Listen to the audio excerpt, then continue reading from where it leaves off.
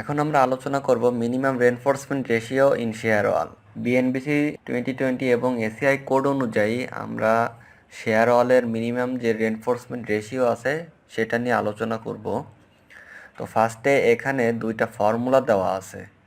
তো ফার্স্টে যে ফর্মুলা এটা হচ্ছে এসআই ইউনিট অনুসারে, আর এর পরেরটা হচ্ছে এফপিএস ইউনিট অনুসারে। তো এফপিএস ইউনিটের যেটা আমরা সাধারণত এইটার সাথে খুবই বেশি পরিচিত, ইনপ্লেন শেয়ার যদি এই ফর্মুলার থেকে যে ভ্যালুটা আমরা পাবো সেই ভ্যালুয়ের থেকে যদি ছোট হয়, অর্থাৎ এখানে 0.5 বিম শেয়ারের ক্ষেত্রে ব্যবহার করা হয় 0.2, আর পাঞ্চিংয়ের ক্ষেত্রে ব্যবহার করা হয় 0.4, আর এখানে ব্যবহার করা হচ্ছে 0.5 phi alpha C lambda root over F C prime A C V. তো এখানে সবগুলো ডাটা বসিয়ে ক্যালকুলেশন করার পর যে ভ্যালুটা আমরা পাবো সেটার থেকে যদি এই শেয়ারের পরিমাণটা ছোট হয় তখন এই যে এই টেবিলের ক্রাইটেরিয়া সে ফুলফিল করবে।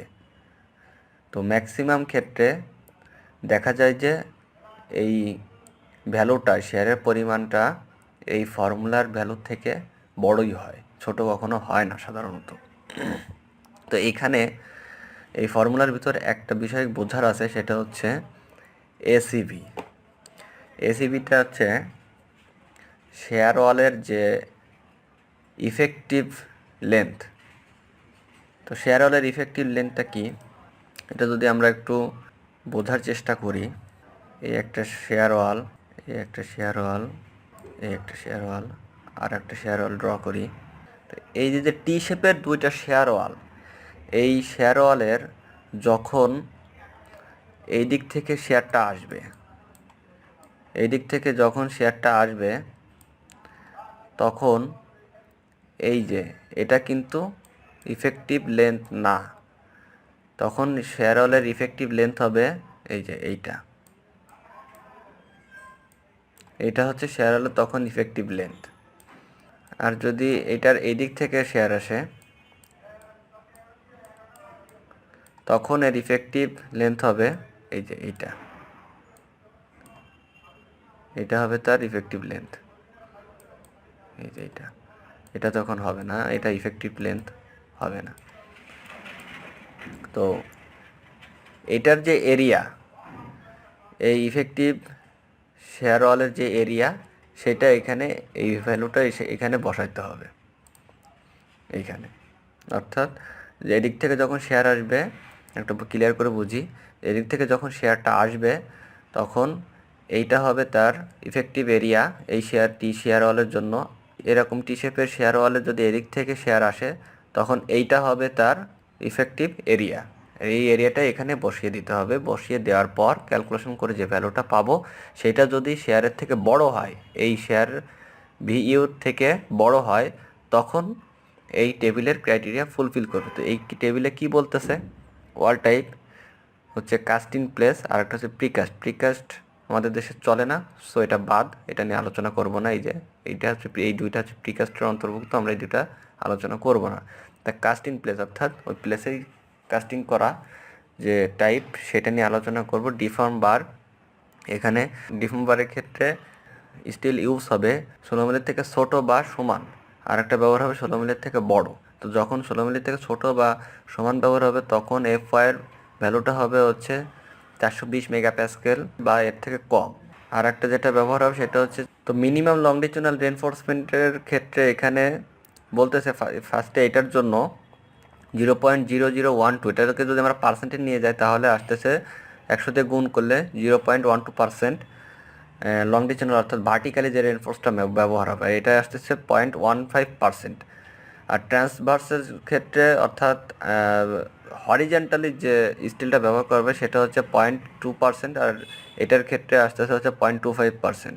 আর যদি 16 মিলির থেকে বড় স্টিল ব্যবহার হয় সেক্ষেত্রে আসবে হচ্ছে লংডিচুডাল স্টিল মিনিমাম 0.15%, আর ট্রান্সভার্সের ক্ষেত্রে আসবে হচ্ছে 0.25%। তো এখানে এই কথাটাই বলতেছে, if in plane V U less than or equal, এই ফর্মুলা অর্থাৎ এই ফর্মুলার থেকে যে ভ্যালুটা আমরা পাবো সেটার ইকুয়াল অথবা তার থেকে যদি ছোট হয় তাহলে minimum rho l and rho t shall be in accordance with table 11, অর্থাৎ এই টেবিলে যা বলতেছে সেটা ফলো করতে হবে। যদি এই কন্ডিশন মানে সেক্ষেত্রে এই টেবিলটা ফলো করতে হবে। আর একটা কথা বলতেছে যে this limits need not be satisfied if adequate strength and stability can be demonstrated by structural analysis, অর্থাৎ যদি এর থেকেও শেয়ার কম হয় তখন এই টেবিলটা যদি অনুসরণ ফলো না করা হয় তাতেও কোনো সমস্যা নেই, কিন্তু এটা আসলে হয় না, কারণ প্র্যাকটিক্যালি শেয়ার আরও অনেক বেশি আসে।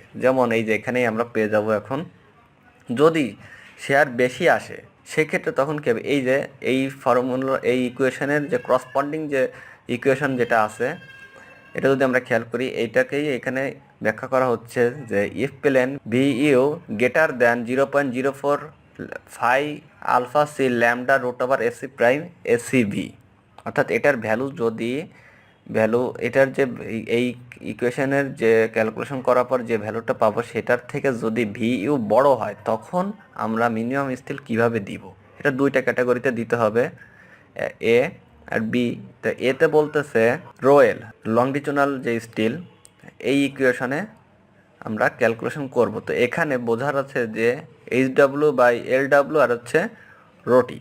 তো HW হচ্ছে হাইট অফ ওয়াল আর LW হচ্ছে লেন্থ অফ ওয়াল। তো এখানে LWটা দেওয়া আছে কিন্তু এটা হচ্ছে ওয়েট অফ ওয়াল, এটা হাইট অফ ওয়াল না। তো হাইট অফ ওয়ালটা কি, এই যে শেয়ার ওয়াল, এখানে আছে সাপোর্ট, তো এইটা হচ্ছে HW আর এইটা হচ্ছে LW, এটা হচ্ছে LW। তো এটা রেশিও এখানে বসাইতে হবে, HW/LW মাল্টিপ্লাই করতে হবে রোটি। তো রোটি হচ্ছে ট্রান্সভার্স যে স্টিল সেটা। তো আমরা এখানে একটু দেখি যে রোটি শ্যাল বি অ্যাটলিস্ট 0.0025, এটা পার্সেন্টে নিলে হচ্ছে 0.25%, অর্থাৎ এটা যদি এই শেয়ার যদি বৃদ্ধি পায়, শেয়ার যদি বাড়ে, তো এটা কিন্তু হিসাব নিকাশ করার পর তখন 0.5% আসতে পারে, 1% আসতে পারে, কিন্তু মিনিমাম 0.25% দিতে হবে। তো এটা যাই আসুক না কেন সেইটা এখানে বসাতে হবে। আর যদি শেয়ারের পরিমাণ বাড়ে তখন কিন্তু এই রোটির ভ্যালুটা বৃদ্ধি পাবে। তো এটাই ক্যালকুলেশন করতে হবে, ক্যালকুলেশন করার পর যেটা আসে সেই স্টিলটা আমাদের নিতে হবে, বাট মিনিমাম স্টিল নিতে হবে হচ্ছে 0.25%, এবং রোটির ক্ষেত্রে অর্থাৎ ট্রান্সভার্সের স্টিলের ক্ষেত্রেও কিন্তু 0.25% মিনিমাম স্টিল নিতে হবে। তো এইখানে এই জন্য বড় করে এখানে লেখা হয়েছে যে 0.25%, অর্থাৎ যদি শেয়ারের পরিমাণ, শেয়ারের ভ্যালুটা যদি এই ফর্মুলার ভ্যালুর থেকে বড় হয় তখন মিনিমাম লংডিচুনাল এবং ট্রান্সভার্স স্টিল 0.25% দিতে হবে। তো এরপরে এত সময় ধরে যে আলোচনাটা করলাম এই কথাটাই এই এসিআই কোডে বলতেছে যে এই যে রেশিও, এই রেশিও এটার কথাই বলতেছে, আর এটা হচ্ছে বলতেছে স্পেসিংয়ের কথা। তো এটা স্পেসিংয়ের ব্যাপারে পরে আলোচনা করা হবে। তো এই যে 0.25%, 0.0025 এই রেশিওর কথাই এই এসিআই কোডেই বলতেছে। তো এটা নিয়ে এত সময় ধরে আলোচনা করলাম।